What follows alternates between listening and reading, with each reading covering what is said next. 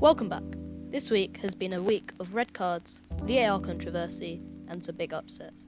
So before we get into it, please consider dropping a like on the video as it really helps. Also, while you're there, you can subscribe or hit the little icon in the bottom right. Enjoy the video. So, what the heck happened?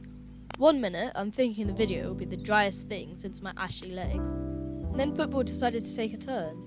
6 red cards in this week alone. Today the sun is shining. Now let's take a second and appreciate that half of them weren't red cards. But hi ho, VAR. It's time to go! Anyway, over the last week we saw red cards in 4 matches. These players were Thomas Souček, Jeff Hendrick, Bernd Leno, David Luiz, Jan Bednarek, and of course Alex Jankovic. Of these, Souček and Bednarek were let off and won their respective appeals. But Bednarek still had some upset in his life, as he scored 2 own goals in 2 consecutive matches this week. The own goals mean that Southampton saw 2 losses in the past few matches, as they suffered a 3-2 loss in Newcastle and a 9-0 at Old Trafford.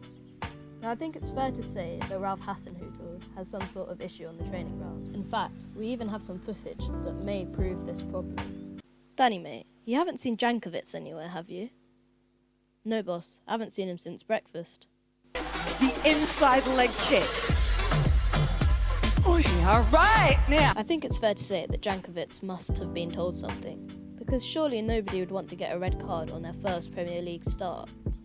The Southampton board must have their plate full.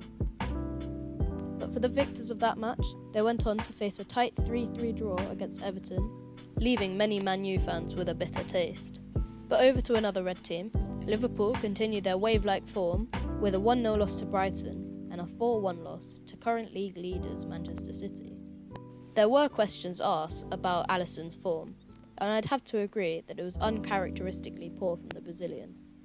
To get more information on this topic, I went to the most accurate place to get information from: Twitter.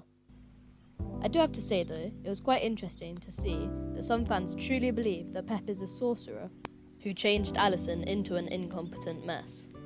In other news, the Blue vs White London derby ended with a 1-0 win for Tuchel's side, and they made it back-to-back wins with a 2-1 against Sheffield.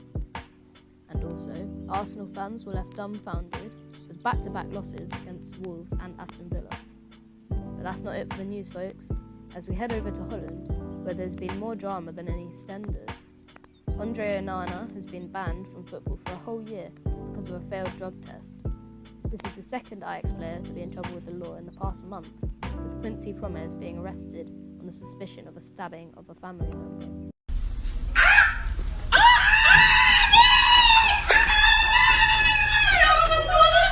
So now normally I'd move on to the transfers, but unfortunately for all of us, the transfer window has closed.